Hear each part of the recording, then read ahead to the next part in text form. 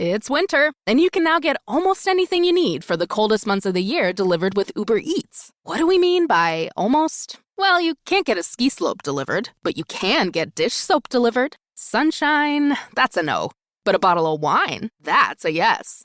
A snow angel, sorry, no. But angel hair pasta, Uber Eats can definitely get you that. Get almost anything delivered with Uber Eats. Order now. Alcohol and select markets. Product availability may vary by region. See app for details. This Steve Jones Show podcast is now loading. The Steve Jones Show podcast is presented by Sunbury Motor Company, Purdy Insurance, and Brewers Outlet.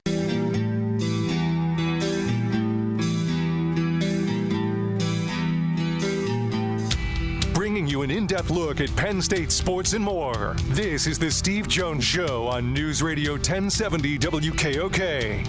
The Steve Jones Show is presented by Sunbury Motor Company, Purdy Insurance, and Brewers Outlet.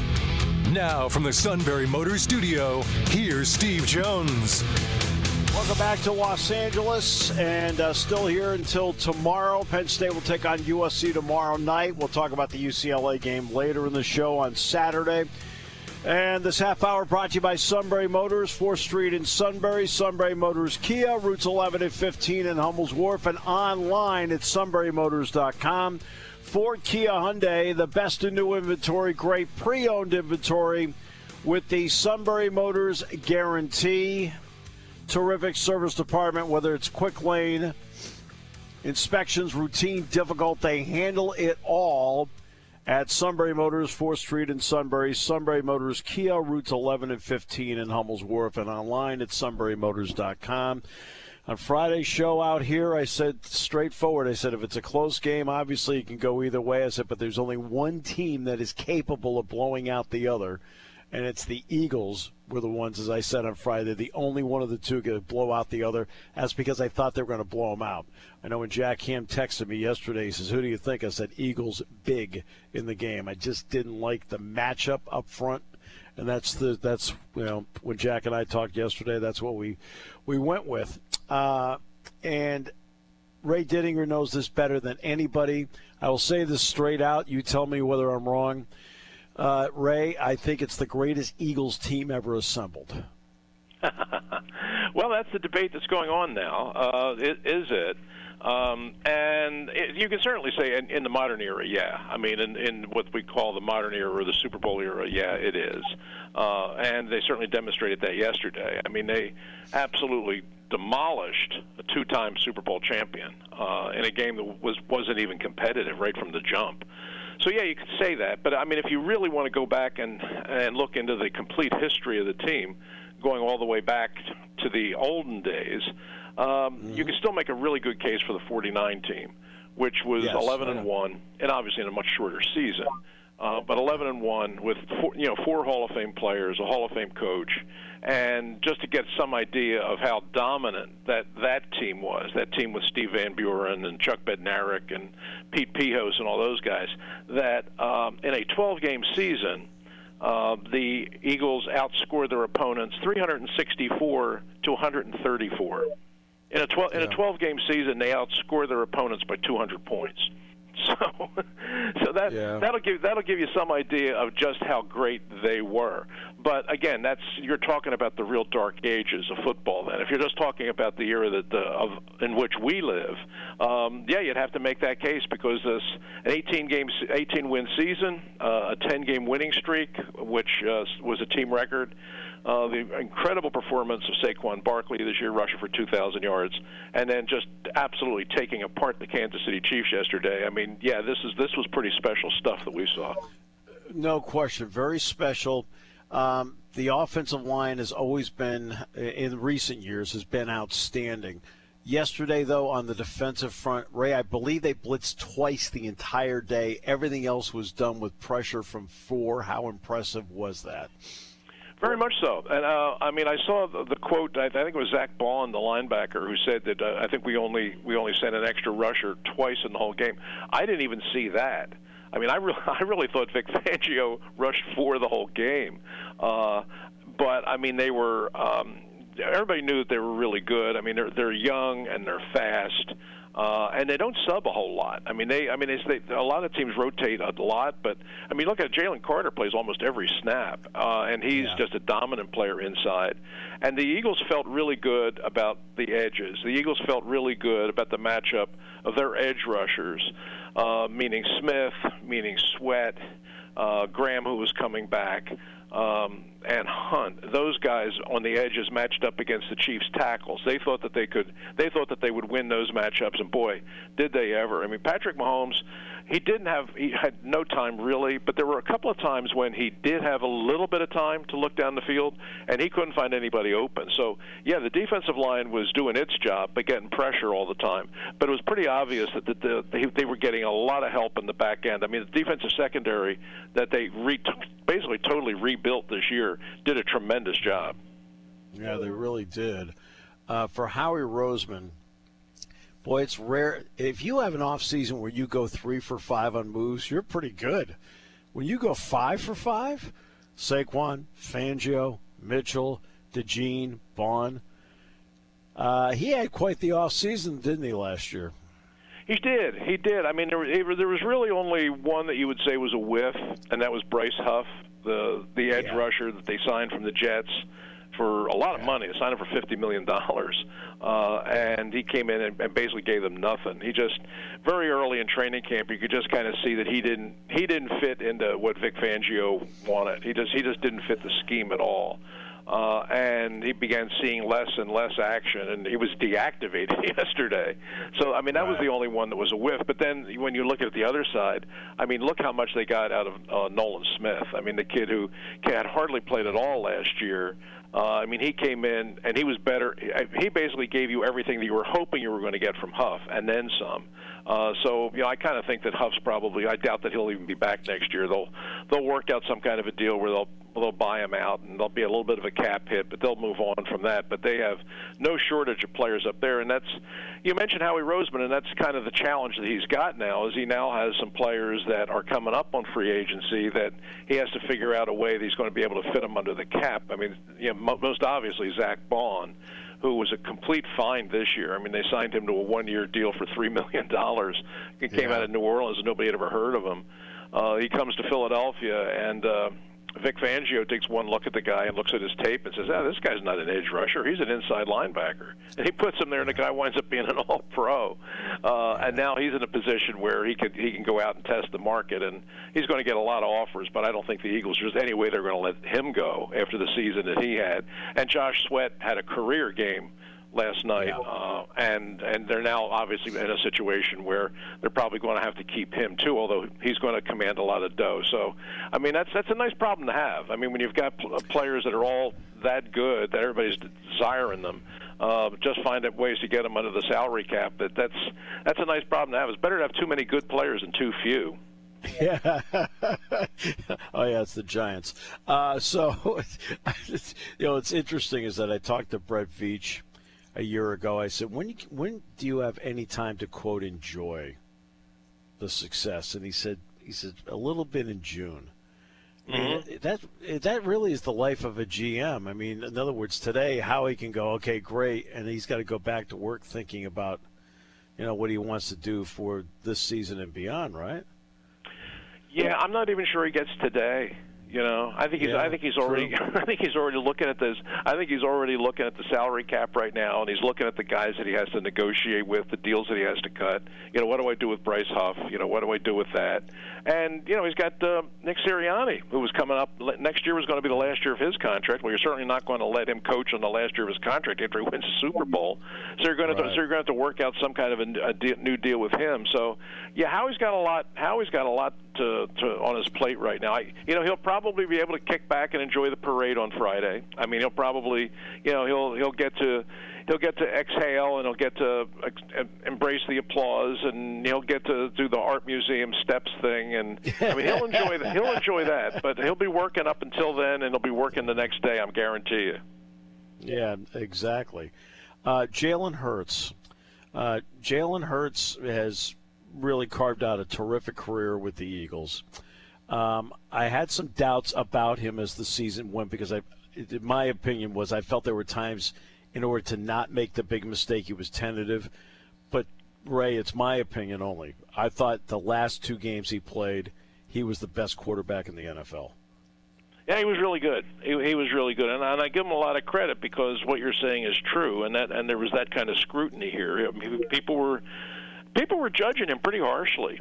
You know, I mean, there are a lot of people who are saying that he's holding the team back, and that he's a game manager, and they're winning with their defense, and they're winning with Saquon, and he's really not contributing much. And boy, if you get into a game and somebody shuts Saquon down, are you going to be able to score points with the passing game? Well, they kind of shut Barkley down yesterday, and he scored 40 on the Chiefs. So, I mean, I think that this year, I think what you say is true.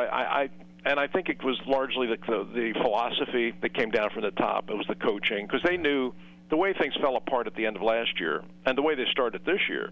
They were turning the ball over at a ridiculous rate, and a lot of it was him. I mean, a lot of it was fumbles. A lot of it was him holding the ball too long. A lot of it was him making bad decisions throwing the ball. And they finally just said, we can't do this anymore. We keep playing this, but we're not going anywhere. So they pretty much just broke the offense down and rebuilt it on the fly this season, and they became this predominantly power-running offense where, I mean, Barkley became the focal point and Hurts less so. And I think that it was hard and it became one of these things where there was a lot of, it wasn't just him, but it was the coaches just telling him, look, just don't turn the ball over. Don't make mistakes. Don't put the ball in harm's way. Just make the throws you need to make. You're going to get your balls to Smith and to Brown and to Goddard. You'll be able to make those plays. But for the most part, we're going to run this behind the offensive line, and we're going to run it with Saquon. That's what we're going to be. And he just had to, and he just had to adjust to that along the way. But you saw at the end of the year, and you pointed out the last 2 games, the game against Washington, the conference championship, and then yesterday, the Super Bowl, when you really needed him. I mean, he stepped up and he played really good. And yesterday, I mean, there were a lot of good defensive players that you could have gotten the MVP consideration. But to me, it was a pretty obvious choice. I think it was Jalen Hurts' award. Yeah, I agree with you, Ray. In your long history, you've seen so many great players. Have you seen any comparison along the way, the domino effect a player can have on an offense or even a team that Saquon Barkley had? Not just how he ran the ball, but just the threat of him being out there? Yeah, that's the interesting part about it, is that he didn't even have to have big yardage yesterday to have an impact on that game. I mean, he ran the ball 25 times, and he only got 57 yards, so he's averaging about 2.5 yards a carry, which, I mean, if you just look at the numbers, that doesn't seem like much. But a lot of what they were doing offensively was off of the threat that he represented, and how much the Steve Spagnuolo over the last 2 weeks had just spent all of that time preparing a defense that he felt that he could shut down Barkley, because he knew if they didn't shut down Barkley, they had no chance to win the game. That's right. They had no chance. So it had to start there. They had to shut down Barkley and then take their chances with the other guys. And so they did.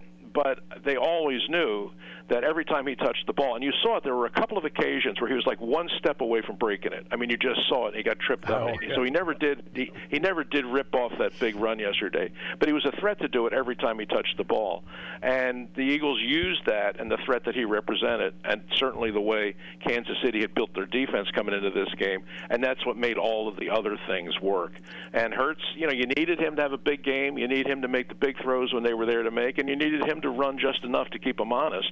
And he did all of those things, and he was in complete control right from the beginning. I mean, you can kind of tell with him early in the game. You can just kind of tell the look in his eye, the way he commands the line of scrimmage, if he's on point. And you felt it yesterday that he was still, and he didn't like to talk about it, but it really bothered him, the game of 2 years ago, the game that they lost, the Super Bowl that they lost to this very same team.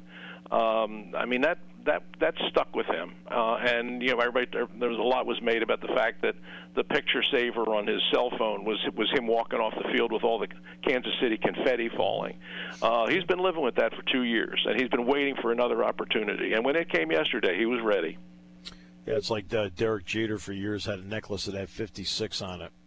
Right. The reason he had 56, that was the number of errors he made his rookie year. I mean, sometimes you get fueled by stuff like that. Right. For you personally, Ray, you've thrown your heart and soul into covering this team as a great objective journalist for a long time, but you've thrown your heart and soul into it. What was it like to see a second Eagles Super Bowl win, but also the way it happened yesterday. Yeah, it's really funny, Steve, because you're right. I mean, I've been covering this team for 55 years. I started covering them in 1970. So I mean, I've been covering them that long, and following them even longer. I mean, I grew up here, so I was following them when I was 10 years old. I've been following them since the 50s. So yeah, I mean, they've been a big part of my life. So I know the history pretty much inside and out. And you know, I've lived the bad times. I mean, I've lived the bleak years with this team. You know, I mean, this team didn't just go years without winning; they went decades without winning. You know, they went from 1950. They went from 1940. Let me see. That would have been 1950 to 1978, and played one postseason game. And what amounted to almost 30 years. I mean, and it wasn't like there were a lot of near misses in there. I mean, their seasons were basically over on October 1st. So that's what Eagles history to somebody of our age or my age. That's what Eagles history. That's part of it. And sometimes I look around now and. It's hard to believe. I mean, young people now, like people in their 20s or they're about 30ish. You know, they look at the Eagles and it's sort of like, oh yeah, we're going to the Super Bowl, sure. Yeah, we're the Eagles. We always go through. We're always in the postseason, and they pretty much are. And it's nice when you can take that for granted. But I kind of wish there's kind of a part of me that says, you know, you should have lived through the other times. You know, I think you could enjoy this and appreciate this even more if you lived the Norm Snead years. You know, if you lived the Pete List years. I think that maybe if you had experienced that, what we had experienced here, you could appreciate and enjoy this a little bit more. Never, ever, ever, ever take winning for granted in the NFL, and that's doubly true in Philadelphia. John Reeves, Roman Gabriel, Mike Barilla. I mean, I'm bringing up memories now. No, but I mean, I know in what I do, because obviously I broadcast Penn State football a long time. I broadcast Penn State basketball a long time, so it's my 43rd season. I mean, when something good happens, there's a greater appreciation because you live through the tough ones. How about that? Oh yeah, absolutely. I mean, I was the beat guy for the Philadelphia Bulletin covering the Eagles from 70 through 76. My last year covering as the beat guy was Vermeil's first year. So I covered those early 70s into the mid-70s years, the Jerry Williams and the Mike McCormick and the Eddie Callahan years. And there was nothing worse, Steve. There was nothing worse than being at training camp on July the 21st, pick any date, and just looking out on the field and looking at the team and just knowing as the beat guy, just looking at it and saying, this team has no chance. That's I mean, right. you knew in the middle of July that there was no point to this whole thing, and yet you were going to have to every day you were going to sit down and write a story about this team, and you knew that maybe they'll win 3 games. And it was so disheartening to have that realization, and you hadn't even played your first preseason game yet, but it was staring you in the face every day at practice. So to go from that, which I've fully experienced for 7 years, to where you are now, where you just assume you're going to go to the postseason with a very realistic chance to go to a Super Bowl. I mean, it really is like a whole parallel universe, but a very nice place to be. Yeah, it's a great place to be, and I'm glad. Was your son there this time? No, he was not shooting this game. He was home. Okay. He was home watching it with the rest of Philadelphia and enjoying it thoroughly. Good. I just wanted, because I know the last time it was so special for the two of you being there. That's why. Oh yeah, that was when he was the cameraman for NFL Films who got the famous shot of Philly special. Yes. That will live forever. Yes, it will. Ray, thrilled for everybody in Philadelphia. Thrilled for you, and appreciate the time as always. I can't wait to talk again. I always look forward to talking to you, Steve. Take care. Bye-bye. You too. Thanks so much. The great, legendary Hall of Famer, Ray Didinger. What a day for Philadelphia. I watched the game with Dick Girardi yesterday, and he kept saying, bury this team, bury this team. And it was, because everybody I was with yesterday was rooting for the Eagles. I was with 5 people yesterday. Bob, Alan, Chris Majen, his wife April. We watched it out in in Arcadia yesterday after we went to Santa Anita, and Dick was, bury this team, every single play. I thought the biggest single play of the game was the Zach Bond interception. And first of all, Todd, it is wonderful to have you back, my friend. Wonderful. Hello. It's great to have you back. It's good to be back. All right. And it's great for me. I know that. I say that, by the way, Kevin did a great job last week. That wasn't meant to be anything with Kevin. You think about how you might broadcast a moment. So it's 17-0. So, the people at the table asked me, what would you be saying at this point? I said, if I'm doing this from the Kansas City point of view, I said, if I'm doing it from the Philadelphia point of view, I either want to, somehow use my timeouts or get a takeaway and put this team away. I said, if I'm doing it from the Kansas City point of view, put together a drive, get points before the half, you get the ball to start the second half. I said, so that's how I'd approach each one.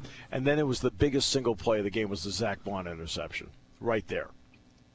Right, single biggest play. At that point, he picks it off. Eagles score. It's 24-0. The Chiefs have no chance. They don't have enough offense to win a game like this in that fashion. They only scored 30 points in a game one time all year. That was the Buffalo game. But it was just one of the truly great Super Bowl performances you'll ever see.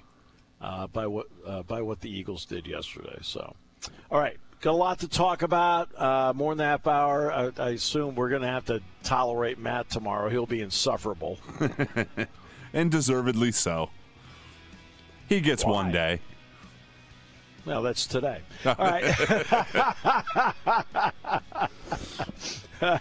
All right. This half hour brought to you by Sunbury Motors, 4th Street in Sunbury. Sunbury Motors Kia. Routes 11 and 15 in Hummel's Wharf, and online at sunburymotors.com on News Radio 1070 WKOK.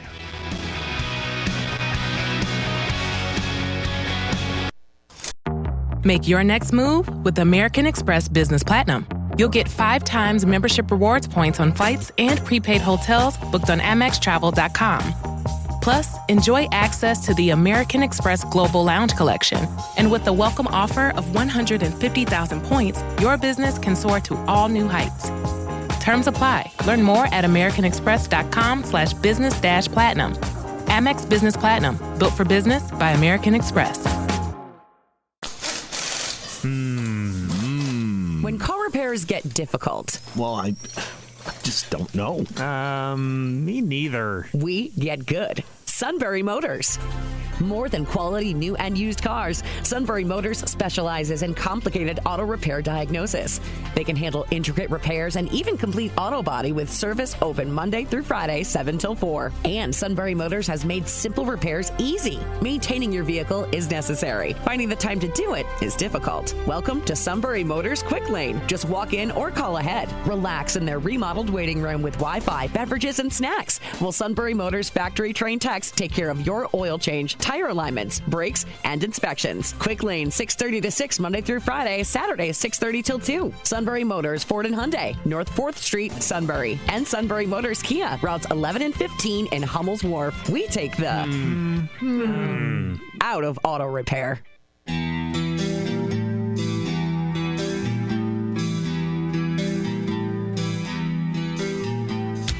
Bringing you an in-depth look at Penn State sports and more. This is the Steve Jones Show on News Radio 1070 WKOK.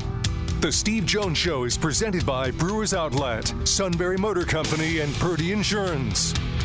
Now from the Sunbury Motor Studio, here's Steve Jones.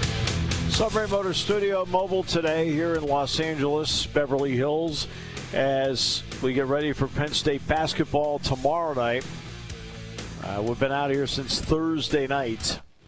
This half hour brought to you by Purdy Insurance. Market Street in Sunbury. Go to purdyinsurance.com. Auto, home, life, business, boat, motorcycle, RV. We have a multitude of insurance needs. The great people at Purdy Insurance take care of all of them. keeping them organized for you, making sure you're fully insured, making sure they save you money wherever they can.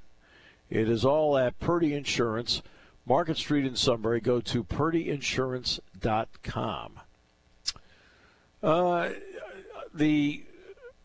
It's interesting watching the Super Bowl yesterday, the things I can't comment on because, I was with a group of people, so there's 6 of us watching the game. We'd gone over to Santa Anita Park yesterday and had a great day. Just so much fun being around that. The scene was as beautiful a setting as you could possibly ask for. The San Gabriel's right there in the background of the track. But when it comes to, what can I talk about? It's not like, there's some private thing I can't talk about. It's just, I could sort of hear the game as we watched it, but we were doing a lot of conversation. So I can't tell you how well Tom Brady did in the game. I can't tell you how well Kevin Burkhardt did in the game. I saw literally 0 of the pregame show because we didn't get there till 6:30, so I didn't even see the national anthem or hear it. The halftime show, never saw a second of it.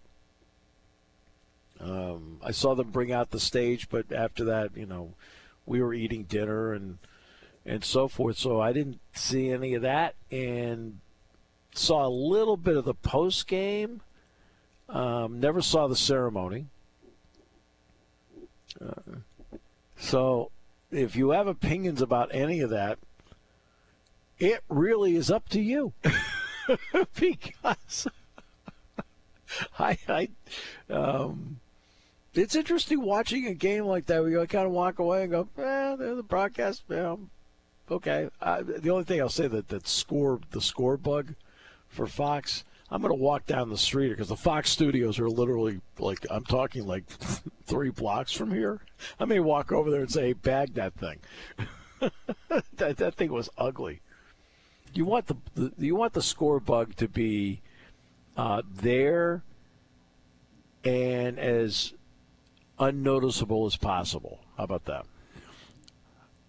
We make a score bug now for the TVs back in the 90s when the original score bugs were there, when everybody had littler TVs. Now everybody has a 27, 30, 40-inch TV, and they make it as big as possible when we can handle the little one up in the corner now.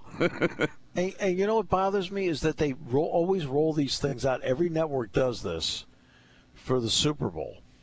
And you sit there and go, why don't you just use the ones you've been using? It's been working.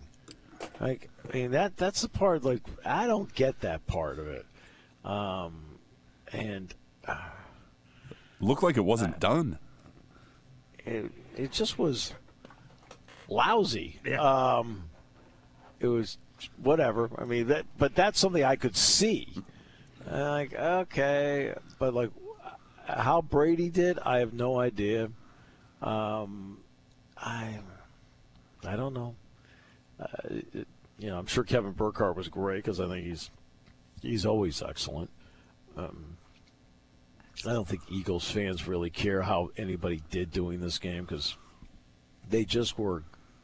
The Eagles played great. And Jaylen Hurts, again, if I say something that is critical of somebody, as you know, and I've done this show for so many years now, you know darn well the second they do something really well, I'll be the first person to say, hey, credit where credit's due.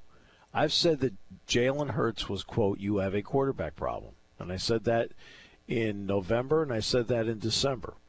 I said I felt he was tentative.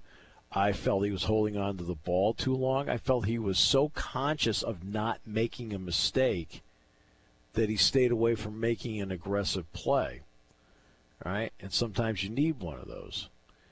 And that's what I said. But I also said that the Washington game was the best game of the season for him. I said he was thoroughly, completely outstanding. He was even better yesterday. Again, if I'm going to be critical of somebody, I'm not somebody that dies on the hill. If they go out and Hurts, the last 2 games, 2 of the best games I've ever seen him play. smart, intelligent, threw the ball well, ran at the right times, was just a terrific force in that game yesterday. And again, I've always said, if you're going to be critical of somebody or something, right, you then have the ability, by the way, to praise when they do something right. That's called balance. That's called balance. It's not like, hey, see, he showed you. No, that's called balance. I would never change my opinion on what I said about him in November, December, and I would not change my opinion on what I'm saying about him today for how outstanding he's been in the last 2 games. I mean, why would I want to do that? I think I'm being fair to him.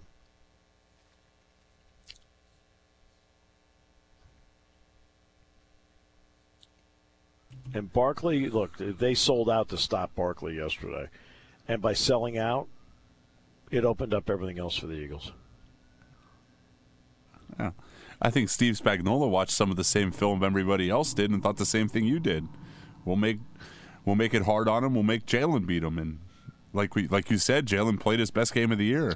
I mean, and I think the big thing against the blitz was, his legs again. He was able to get out of the pocket and get upfield quickly, and he made quick decisions and didn't make mistakes with the ball. Well, the defense created 14 points for him. Yes. The Cooper DeJean interception for a touchdown. The Zach Bond interception now gave them a chance from point-blank range. I mean, that's huge. Mahomes had no room to breathe against a 4-man rush. I mean, everybody knew going into the game what was the single biggest weakness for the Kansas City Chiefs all season long. Their offensive line.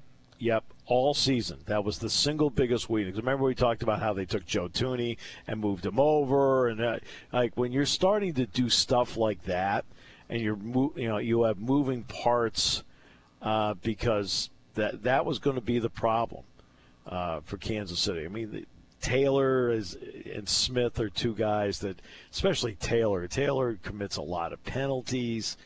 The reason Kansas City was a team that only broke 30 once this year is because of their 5 guys up front. And that's the issue with staying on top. The issue with staying on top in the National Football League is that now when guys start to have success, they justifiably want more money. You as an organization only have X amount to spend because of the salary cap. Sometimes you have to be a little creative with it, but you have to make your decisions on the big money, the big money, the big money. I'm going to spend my big money on Chris Jones. I'm going to spend my big money on Patrick Mahomes. I'm going to spend it on Travis Kelce. You have to start making those kinds of decisions, right? And now at some point, then you look around and say, okay, how is this going to impact how we handle the rest of the team? And for Kansas City, they did the best they could. Brett did the best he could to patchwork that offensive line. Did the best he could with it. And this will happen to Philadelphia at some point.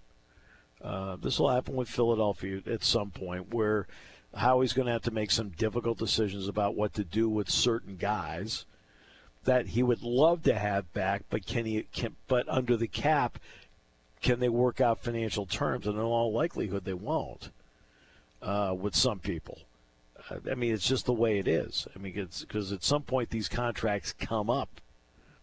And they've got the quarterback taken care of. They have Barkley taken care of. Now, how do you take care of the rest of it? And that's part of the puzzle. That's why, as I said to Ray, when I talked to Brett, I said, is there any point during the year you can enjoy these things? And he says, usually it's, like 2 or 3 weeks in June. Well, that's about where Howie Roseman is. He probably won't be able to enjoy anything with this for about 2 or 3 weeks. And, in all likelihood, I don't know if they've announced Kellen Moore yet as the head coach of the Saints. But you're going to have to now go out and do another coordinator search. Right? And, that's it's all part of the success of it. That's all part of the success. And the success then brings with it problems the other 31 teams in the league wish they had. I mean, just in that sense, it's kind of like what Ohio State's going through. Everybody wanted the offensive and defensive coordinators. Yeah, well, Chip went to the Raiders for $6 million. Well, yeah, I understand, but but if he doesn't win the national championship, they're probably not offering him $6 million. How's that? You probably get 4. Well, that's true. He may have picked up 3 or 4. And Jim Knowles is now with Penn State. Now Ja'Juan Seider, Jack and I talked about this morning. He said, "Did you see this coming?" And I said, if it happened in the month of January, especially like 2 weeks after the Orange Bowl, would I have been surprised? No. But after they got through the month of January and he was still a part of the staff, I was like, okay, so I stopped thinking about the possibility that he might go. Well, suddenly yesterday I wake up here and it was like, okay, he's going to go to Notre Dame. And this is Jay'Juan did not just a good job here. He did a great job here. Excellent recruiter, terrific personality. I remember the day they signed. I think it had to be Drew. Was it Drew, Catron, Nick all signed the same day, right? I believe so. And I had to introduce who was going to make, quote, the next pick on the signing day. And it was done down in the weight room. And so they wanted me to introduce Anthony Poindexter as a college football Hall of Famer, which Dex is. So the next one up was going to be Jay'Juan. I can't remember. I think he was going to announce that Catron had signed. And he leans into me and says, "Steve, tell everybody I'm a Palm Beach County Hall of Famer." This, you know what I mean? This is like, so obviously the two of us always got along great. And, and so now he's got this opportunity. He's going to go to Notre Dame. He's at Penn State for 7 years. But it now brings with it, okay, it's always not a negative. It brings with it now a fresh set of eyes that can come in, work with Andy, understand how James wants things done, right, and can talk to those two running backs and also the young running backs. Hayes, Cam Wallace, right, Corey Smith's a real talent, Martin, right, those fresh set of eyes. And especially for the young backs, that fresh set of eyes is going to be important for them moving forward. Okay? They have a chance now to impress this fresh set of eyes. James, I think, is meeting with the media tomorrow. And it's something that was already scheduled ahead of time anyway. It wasn't like, hey, Jay'Juan's leaving and we have to do a press conference. No. Tom Allen left. He didn't do a press conference, right? So I believe he's meeting with the media tomorrow. And I'll have to listen to that only because, we're still here and have a game tomorrow. But Jay'Juan was here 7 years. He did a terrific job, both as a running backs coach and input in the offense and as a recruiter. Now he's going to grade up. He and Brandy get to go out to South Bend. It's a great opportunity for him. I'm sure he'll do well with it, but it also gives Penn State a fresh set of eyes they can bring into the running back position and a fresh set of eyes for Andy to work with, and I think there are a lot of positives to that as well. You never sit back and, it's a disaster, the whole thing. No, it's not how it works. Okay, you've got to be able to sit there and praise the job that somebody did to get you to a certain point, and then look at it with the idea of, guess what? You have somebody you can bring in that can give you those fresh set of eyes. If you don't take that perspective and you're just some negative Nelly all the time, come on. That's not the way it works. There are a lot of quality people out there that do great, great jobs. And I've worked around a lot of terrific assistant coaches that have come, gone, and it's a different era now. When Joe was here, hardly anybody ever left. I remember when Brian Norwood left. We all looked at each other and go, what? Really? And he hired Terrell Buggs. And Terrell stepped in and did a great job. But it just hardly ever happened here. Like Al Golden was here 1 year as a coach, so Al comes back. He's here 1 year. We're like, what do you mean he's going to be the defensive coordinator of Virginia? Because it didn't happen here for decades. Such a rarity. All right, well, now this is the way the new era is. There's just more moving parts today than ever before. So, guess what? You have to, what's that word I keep using? Adapt. Okay. Yeah. And so you have to take adapting as a positive. And so, believe me, James always, this is a case where, like, James got a list of people he absolutely wants to talk to about this. Right? And this isn't one of those, what does my resume look like? Man, you can send in all the resumes you want, and guess what? This is all about somebody you know, somebody you have a relationship with, someone you really kept an eye on. That's how this works. But yeah. So Katron and Nick and if I go, what are they going to do? I said, what do you mean they're going to do? They're doing winter workouts coming up, and they're going to be doing spring practice, and then they're going to play next season. Okay. I mean, again, okay. There's a tiny segment, and it's very tiny, of the fan base, and it's tiny, Todd. But they're really good at panic. I'm saying it's tiny. Most people are like, okay, all right, okay, they kind of roll with the punches the vast majority. But get that tiny segment, like, what are I going to do? It's like, settle down. It's okay. You have a really good football team coming up this season. We'll come back with more in a moment on News Radio 1070 WKOK. Party time, game time, or just fun time. Doesn't matter what time it is because it's Brewers Outlet time. The beverage supermarket has the area's largest beer selection. Imports, microbrews, ciders, and domestics. Pick from over 100 ice-cold 12-packs and dozens of 24-ounce singles. Soda, snacks, hot sauces, fresh roasted peanuts. Make it one-stop party shopping, and don't forget the pickle bar. So whatever you're celebrating or just doing it up, Brewers Outlet, Reagan Street, Sunbury wants to see you. And thank you for your years of patronage. All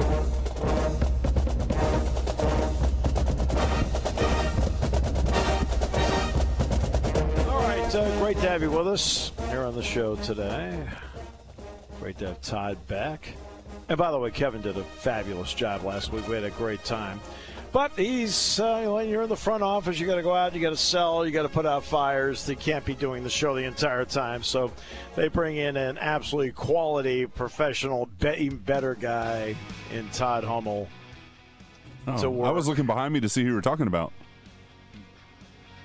Okay, this will be the last time I mention this. All right. So we have to give Matt his props tomorrow. I mean, is he going to go on and sing that stupid song? And it is Probably. stupid, by the way. I mean, that song is just like, every time I hear it, I go, oh, my God. I think it took 30 minutes to write that stupid song, 29 of which was trying to find the paper and pencil. It was cute when Nick's kids sang it yesterday after the game. Oh, yeah. They did the chant, yeah. Yeah. I did see that before we left to come back to the hotel. Because, I mean, we're 25 miles away from the hotel, so we had to drive back.